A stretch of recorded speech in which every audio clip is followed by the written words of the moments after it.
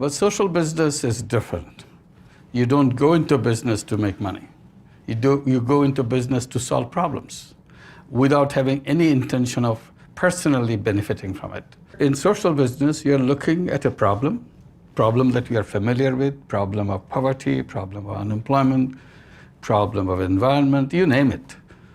Pick one problem and come up with a business idea how to solve that problem and remove any intention of making personal money out of it. That becomes social business.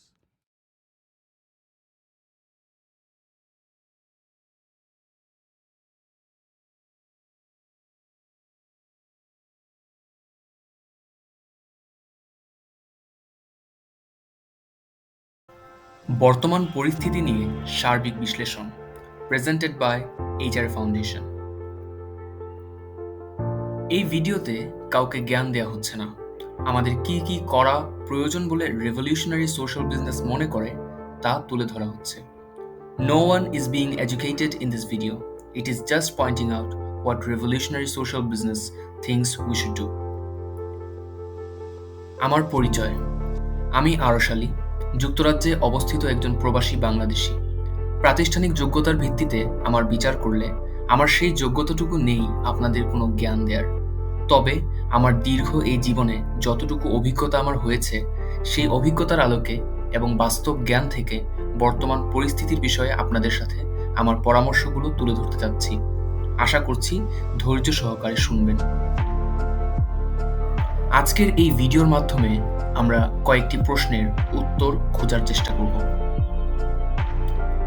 Number 1, soft power কি এবং বাংলাদেশের প্রেক্ষাপটে যুগের পর যুগ ধরে বিভিন্ন সরকার কিভাবে এই সফট পাওয়ার ব্যবহার করে ইন্টারন্যাশনাল মিডিয়াগুলোর চোখে পর্দা দিয়ে রেখেছিল, একই সাথে কিভাবে আমাদের ছাত্র জনতা এই সফট পাওয়ারকে সুন্দর বাংলাদেশ করার ক্ষেত্রে কাজে লাগাতে পারে। নাম্বার 2, বর্তমানে শিক্ষার্থীদের সবচেয়ে জরুরিভাবে কি করা প্রয়োজন। নাম্বার 3, এ পর্যন্ত হওয়া যাবতীয় সকল প্রাকৃতিক দুর্যোগে আমাদের পূর্বের সকল সরকারের ভূমিকা কি ছিল এবং বর্তমান সরকারের সাথে তাদের পার্থক্য কোথায়। নাম্বার 4, বর্তমানের এই বন্যা পরিস্থিতি মোকাবিলা করা কিভাবে আমাদের দেশের সকল ছাত্র জনতার জন্য অনেক বড় একটি সুযোগ তৈরি করে দিয়েছে তা দেখব। নাম্বার 5, ভবিষ্যতের জন্য আমাদের কি কি পদক্ষেপ নিলে আরও সংঘবদ্ধভাবে আমরা প্রাকৃতিক দুর্যোগগুলো মোকাবিলা করতে পারব তা আলোচনা করব। Soft power. প্রথমেই আসি সফট পাওয়ার শব্দটি কি এবং কেন এর দিকে আপনাদের নজর দিতে বলছি। আপনি যদি গুগলে গিয়ে সফট পাওয়ার লিখে সার্চ করেন, গুগল আপনাকে বলবে সফট পাওয়ার হচ্ছে a persuasive approach to international relations typically involving the use of economic or cultural influence। কিন্তু এর মানে কি? সহজ ভাষায় যদি বলি, এর মানে হলো কোনো একটা চেতনা বা ঐতিহ্যের দোহাই দিয়ে নিজের যে কোনো সিরিয়াস বা পলিটিক্যাল সিদ্ধান্তকে ইন্টারন্যাশনাল মিডিয়ায় বৈধ হিসেবে চালিয়ে দেয়া। ঠিক যেমনটা বাংলাদেশের ইতিহাসে আওয়ামী লীগ সরকার করেছে, একই সাথে বিএনপি করেছে এবং অন্যান্য সরকারও করেছে। এই সফট পাওয়ার ব্যবহার দোষের কিছু না, তবে একে অনৈতিকভাবে ব্যবহার করে অনৈতিক সিদ্ধান্তকে নৈতিক হিসেবে চালিয়ে দেওয়াটা অবশ্যই দোষের।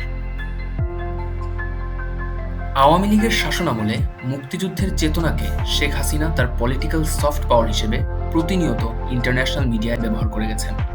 যারাই তাদের সিদ্ধান্তের বিরুদ্ধে গিয়েছেন তাদেরকে স্বাধীনতা বিরোধী, বিএনপি, জামাত শিবির, জঙ্গি ইত্যাদি ট্যাগে আখ্যা দিয়ে সীমাহীন অত্যাচার নির্যাতন চালিয়ে গিয়েছেন।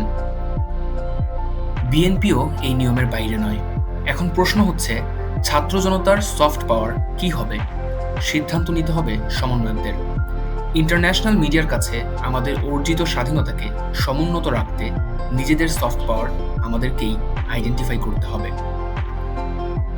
আমরা ইতোমধ্যেই বিভিন্ন ষড়যন্ত্র ঘটতে দেখেছি। প্রধান বিচারপতির জুডিশিয়ারি কুপ করার অপচেষ্টা, আনসার বাহিনীর সহিংস আন্দোলন, বর্তমানের রিকশা চালকদের আন্দোলন, এরকম নানাভাবে দেশের এমন প্রতিকূল সময়ে ফ্যাসিস্টের দোসররা দেশের সহিংসতা সৃষ্টি করার অপচেষ্টা চালিয়ে যেতে থাকবে। এইসব ঘটনা কেন হচ্ছে তা বুঝতে হলে আমাদের কিছু ইতিহাসের দিকে তাকাতে হবে। Red army. তৎকালীন সোভিয়েত ইউনিয়নে রেড আর্মি নামক এক ধরনের বিপ্লবী গার্ড ছিল। যাদের লক্ষ্য ছিল বিপ্লব বিরোধী যে কোনো অপচেষ্টাকে নস্যাৎ করে দেয়া। 1946 সালে রাশিয়া রেড আর্মিকে বিলুপ্ত করে দিল। পরবর্তীতে 80-এর দশকে আমেরিকা তাদের সফট পাওয়ারগুলোর লোভ দেখিয়ে ষড়যন্ত্র করে পুরো সোভিয়েত ইউনিয়নকে ভেঙে দিল। এটি সম্ভব হয়েছে শুধুমাত্র রেড আর্মি ছিল না বলে। চীনেও আমেরিকা একই ষড়যন্ত্র করার চেষ্টা করে, আবারও তাদের সফট পাওয়ারের লোভ দেখায়। কিন্তু চীনে তাদের ষড়যন্ত্র কাজ করেনি, কারণ এখানে ছিল পিপলস আর্মি এবং Mao's little red book. Iranian revolutionary guards. একটি বিষয় আমাদের ভুলে গেলে চলবে না, শিক্ষার্থী মানেই সঠিক এটি কখনোই সম্ভব না। তবে সঠিক সিদ্ধান্ত গ্রহণ এখন আমাদের বিপ্লবী শিক্ষার্থীদের সবচেয়ে বড় দায়িত্ব। নিজেদের স্বাধীনতাকে টিকিয়ে রাখতে চাইলে আমাদের বিপ্লব বিরোধী যে কোনো অপশক্তিকে রুখে দিতে হলে সকল শিক্ষার্থীদের নিয়ে ইরানের মতো বিপ্লবী গার্ড গঠন করতে হবে। ইরানের বিপ্লবী গার্ডরা এখনো পর্যন্ত অ্যাক্টিভ। আমাদেরকেও এইভাবে সর্বদা অপচেষ্টা রুখে দিতে সবাইকে অ্যাক্টিভ রাখতে হবে। বর্তমানে শিক্ষার্থীদের সর্বপ্রথম কাজ হলো নিজেরা ঐক্যবদ্ধ হওয়া এবং নিজেদের সকল কর্মসূচি সুশৃঙ্খলভাবে সম্পন্ন করা। কারণ আমাদের প্রধান উপদেষ্টা প্রফেসর ইউনূস সহ আরও অনেকেই 5ই আগস্টের ঘটনাকে ছাত্র জনতার বিপ্লব হিসেবে আখ্যায়িত করেছেন।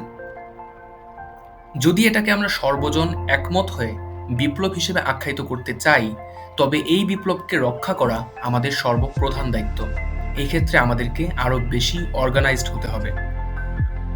সকল গৃহীত পদক্ষেপের ট্র্যাক রাখতে হবে, জবাবদিহিতা নিশ্চিত করতে হবে এবং হিসাব নিকাশের ক্ষেত্রেও স্বচ্ছতা নিশ্চিত করতে হবে, যেন কেউ আঙুল তুলতে না পারে।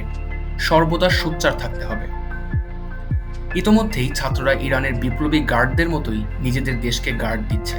তবে আমরা সকলেই জানি যে ফ্যাসিস্ট সরকারের দোসররা চুপ থাকবে না, তারা প্রতিনিয়ত ষড়যন্ত্র করে যাবে। এই জন্য প্রতি পাড়ায় মহল্লায় বৈষম্য বিরোধী ছাত্র আন্দোলনের অধীনে নিজেরা কমিটি গঠন করতে হবে। সর্বদা সচেতন থাকা এই মুহূর্তে বাধ্যতামূলক। আমাদের একটি ভুলই এই বিপ্লব ব্যর্থ করে দিতে যথেষ্ট। এইবারের বন্যা পরিস্থিতি যদি সফলভাবে আমরা মোকাবিলা করতে সক্ষম হই এবং ক্ষয়ক্ষতির পরিমাণ যদি সাধ্যমতো কমিয়ে আনতে পারি, তারপর আরেকটি কমিটি গঠন করা অত্যন্ত প্রয়োজন বলে আমি মনে করছি। এই কমিটির কাজ হবে পূর্বের সকল সরকারের দুর্যোগ মোকাবিলায় গৃহীত কর্মসূচি এবং বর্তমান সরকারের গৃহীত কর্মসূচির সামগ্রিক তুলনামূলক বিশ্লেষণ করা। সবশেষে জাতির সামনে এই বিশ্লেষণ তুলে ধরা। এতে মাঠ পর্যায়ের সকল শিক্ষার্থীর সাহস এবং দেশকে সংস্কার করার কাজে তাদের এই নৈতিক আকাঙ্ক্ষা এবং মনোবল বহুগুণে বৃদ্ধি পাবে। এই সকল কাজে আমি আরশ আলী, এইচআরএ ফাউন্ডেশনের কোঅর্ডিনেটর, আপনাদেরকে সর্বাত্মক সহযোগিতা করার প্রতিশ্রুতি দিচ্ছি। এই পর্যন্ত বহুবার আমাদের দেশ এমন দুর্যোগপূর্ণ সময়ের মুখোমুখি হয়েছে। তবে দুঃখজনক হলেও সত্যি যে এখনো পর্যন্ত বন্যা কবলিত এলাকায় মানুষদের উদ্ধার করার জন্য পর্যাপ্ত নৌকা এবং আনুষঙ্গিক যানবাহনের সংকট দেখা দিচ্ছে। এদিকে সকলের নজর দিতে হবে।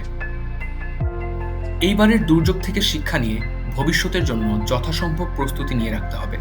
এর জন্য শিক্ষার্থীরা কমিটি গঠন করে দুর্যোগ মোকাবিলায় কি কি ঘাটতি আমাদের রয়েছে তা লিস্ট করবে। এই আকস্মিক বন্যা অবশ্যই আমাদের সবার জন্য দুঃখজনক, তবে এটা আমাদের ভুলে গেলে চলবে না যে একই সাথে এটা আমাদের দেশের সকল জনগণের একতার প্রমাণ দেওয়ার একটি সুবর্ণ সুযোগ। আমরা সবাই সম্মিলিতভাবে চেষ্টা করলে এই বন্যা কাটিয়ে উঠে দেশের জনগণকে আরো ভালো কিছু উপহার দিতে পারবো ইনশাআল্লাহ।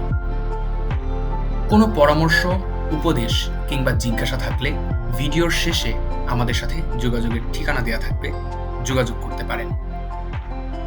এক নতুন সুন্দর বাংলাদেশ গঠনের প্রচেষ্টায় সকল আপামর জনসাধারণের অবদানকে সম্মান জানিয়ে আজকের মতো এখানেই বিদায় নিচ্ছি। ধন্যবাদ।